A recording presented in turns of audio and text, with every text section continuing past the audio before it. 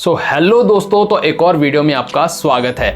हम आज जानने वाले हैं कि अगर हम टीवी बाय करने जा रहे हैं तो कौन कौन से इंपॉर्टेंट फीचर जो है उसमें टीवी में होने ही चाहिए। बहुत सी कंपनीज, बहुत से ब्रांड्स हैं जो अपने आप को बहुत अच्छी तरह से रिप्रेजेंट करते हैं और कहते हैं कि हमारी टीवी में बहुत से अच्छे अच्छे फीचर हैं, लेकिन मैं कुछ आपको हिडन फीचर्स बताने वाला हूं जो आपको टीवी में देखने होंगे, तभी आप एक लंबे समय तक उसका फायदा ले सकोगे। तो दोस्तों, बिना टाइम वेस्ट किए वीडियो को शुरू करते हैं। लेकिन मैं आपको बता दूं, सिर्फ मैं 5 टिप्स इसमें देने वाला हूं आपको, तो इस 5 टिप्स को आप कंज्यूम कर लीजिए और आपको एक अच्छा टीवी आपको मिल जाएगा। तो दोस्तों, मैं 5 जो टिप्स आपके साथ शेयर करने वाला हूं उसको मैं शॉर्ट में आपको बता दूं। तो पहला जो मेरा है वो है हमारा डिस्प्ले पैनल कौन सा होना चाहिए, कितने वॉट्स के स्पीकर होने चाहिए, और दोस्तों प्रोसेसर कौन सा होना चाहिए, टीवी में मेमोरी कितनी होनी चाहिए, उसकी स्टोरेज कितनी होनी चाहिए, टीवी में कौन कौन से पोर्ट्स जो हैं हमें मिलने चाहिए। तो दोस्तों, बात कर लेते हैं कि पैनल कौन सा होना चाहिए। तो पैनल की मैं बात करूं तो मार्केट में 2 तरह के ही टीवी में मोस्टली पैनल्स आ रहे हैं। पहला जो है वो है IPS पैनल और VA पैनल। तो दोनों पैनल्स में ही हम बात करने वाले हैं कि किस वक्त किस कंडीशन में आपको कौन सा पैनल लेना चाहिए। दोस्तों, IPS पैनल के फीचर्स मैं आपके साथ शेयर करता हूं, आप उसमें पॉइंट्स ढूंढिए और अपने हिसाब से आप उसको LED को चूज कीजिए। अगर IPS आप देखते हो तो उसमें आपको पहला जो देखने को मिलेगा, रिस्पॉन्स टाइम बहुत अच्छा देखने को मिलता है। अगर आप गेमिंग के लिए कोई भी टीवी लेते हो तो आपको उसमें IPS पैनल ही लेना चाहिए, और अगर आप एक बड़ी टीवी भी लेते हो तो उसमें भी आपको IPS पैनल ही लेना चाहिए। लेकिन मैं ये नहीं कहूँगा कि आप छोटी टीवी अगर लेते हो, स्मॉल साइज की लेते हो, तो उसमें IPS पैनल नहीं होना चाहिए। IPS पैनल हर एक कंडीशन में बहुत ही अच्छा होता है। लेकिन दोस्तों, मैं आपको बता दूं कि इसका एक नेगेटिव पॉइंट भी है कि ये जो इसकी ब्राइटनेस होती है वो बहुत ही ज़्यादा होती है LED स्क्रीन की, पैनल की। तो आपको जो बिजली में जो है वो कॉम्प्रोमाइज़ अगर आप कर सकते हो तो आप इस टीवी को लीजिए, क्योंकि इसमें हमें बिजली जो है वो ज़्यादा कंज्यूम करता है। अगर बात करें VA पैनल की, तो VA पैनल हमें HDR कंटेंट बहुत ही अच्छा देखने को मिलता है। VA पैनल में आपको मोशन ब्लर जो है वो बहुत ही अच्छा देखने को नहीं मिलेगा। अगर आप एक फास्ट मूविंग अगर मूवीज़ देख रहे हो, एक्शन मूवीज़ देख रहे हो, तो आपको इसमें बहुत ही अच्छी जो है वो एक व्यूइंग एंगल नहीं मिलेगा, इसमें आपको देखने में अच्छा नहीं लगेगा। रिस्पॉन्स टाइम इसका बहुत ज़्यादा अच्छा देखने को हमें इसमें नहीं मिलता है। अगर आपको जानना है कि IPS और VA में डिफरेंस क्या है, अगर आप जाते हो बाय करने, तो आप कैसे पता कर सकते हो। आप अगर स्क्रीन पे अगर आप टच करोगे तो स्क्रीन पे आपको एक फ्लैश सी नज़र आएगी। अगर उस पर टच करोगे, IPS में हमें कुछ भी देखने को नहीं मिलता, लेकिन आप अगर उस पर टच करोगे VA पैनल पर, आपको थोड़ी सी ब्राइटनेस जो है स्क्रीन की वो थोड़ी सी फैलती हुई नज़र आएगी। अगर आप कहोगे QLED और OLED भी तो मार्केट में आ रही हैं, तो आप उनकी बात क्यों नहीं करते। तो मैं अब दोस्तों बताऊंगा कि अगर आप एक्सपेंसिव टीवी में जाते हो, बढ़िया टीवी देखना चाहते हो, तो आपको ये पैनल मिल जाएंगे उसमें, लेकिन थोड़ा सा उनका रेट जो है वो ज़्यादा होता है।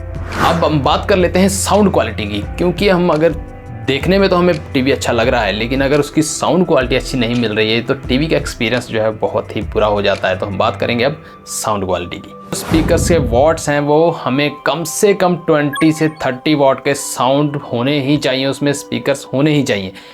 अगर आप नहीं चाहते हो कि अलग से साउंड बार लेने, तो आपको 20-30 वॉट के साउंड लेने ही चाहिए, इस टीवी में होने ही चाहिए। तो आप खुद डिसाइड कीजिए कि आपको अलग से साउंड बार लेने हैं या आपको 20-30 वॉट के साउंड के साथ ही टीवी को देखना अच्छा लगता है आपको। टीवी में मेमोरी कितनी होनी चाहिए, हम कभी भी बिल्कुल भी इस चीज़ पर ध्यान नहीं देते हैं कि हमें टीवी में स्पेस भी देखनी है कि इसमें स्टोरेज कितनी है। तो दोस्तों, ये हमारा एक बहुत ही वीक पॉइंट हो जाता है कि हम अगर टीवी लेने जा रहे हैं तो हमें उसमें स्टोरेज ज़रूर चेक कर लेनी चाहिए। हमें कभी भी दुकानदार नहीं बताता है कि इसमें इतनी स्टोरेज दी गई है, क्योंकि उसको स्टोरेज से मतलब नहीं है। हम सिर्फ टीवी ले आकर माउंट कर देते हैं और उसमें हमें टीवी में चलो देख रहे हैं, मूवीज़ वगैरह वॉच कर रहे हैं, तो हमें स्टोरेज नहीं देखते हैं। लेकिन दिक्कत कब आती है, जब हम टीवी में अलग से कुछ ऐप्स इंस्टॉल करना चाहते हैं तो वो इंस्टॉल नहीं होते हैं। तो हमें स्टोरेज ज़रूर चेक कर लेनी चाहिए। मैं बताऊँगा कम से कम आपको 16 GB की उसमें स्टोरेज होनी ही चाहिए। दोस्तों, अब बात करेंगे बहुत ही इंपॉर्टेंट चीज़ पर, जो है टीवी के पोर्ट्स। तो पोर्ट्स कौन कौन से हमें बहुत ही ज़रूरी होते हैं, जो हमें आने वाले टाइम में अगर कोई भी आप कोई भी अटैचमेंट उसमें टीवी में कनेक्शन करते हैं तो किन किन पोर्ट्स की बहुत ही ज़्यादा ज़रूरत होती है हमें। तो चलिए उन पोर्ट्स को डीपली जानते हैं। आपने YouTube पर बहुत सी वीडियोस देखी और आपको सभी ने बताया कि USB के पोर्ट होने चाहिए, HDMI का पोर्ट होना चाहिए, LAN पोर्ट होना चाहिए और ये कुछ जो भी पोर्ट होते हैं सब होने चाहिए। लेकिन मैं आपको बताऊंगा कि USB का कौन सा पोर्ट होना चाहिए, HDMI का कौन सा पोर्ट होना चाहिए और इसमें हमें कौन कौन से अच्छे पोर्ट्स हैं जो होने ही चाहिए। USB का हमें 3.1 पोर्ट इस वक्त अगर बाय करने जा रहे हो तो होना ही चाहिए, क्योंकि इसकी जो डाटा ट्रांसफ़र की जो स्पीड है वो बहुत ही अच्छी होती है। 10 GB की PS जो होती है वो इसमें मिल जाती है हमें। HDMI का हमें इसमें EARC 2.0 या 2.1 दोनों में से कोई भी अगर आपको उसमें मिल रहा है तो वो देख लो, दोनों ही बहुत अच्छे हैं। लेकिन उसमें अगर कुछ भी नहीं लिखा हुआ है तो आप उसको मत बाय करो, क्योंकि EARC की जो हमें फ़ायदा मिलता है वो ये है कि उसकी साउंड क्वालिटी बहुत अच्छी होती है, उसका जो सराउंडिंग साउंड बहुत अच्छा होता है, उसमें बहुत ही अच्छी साउंड क्वालिटी देखने को मिलती है।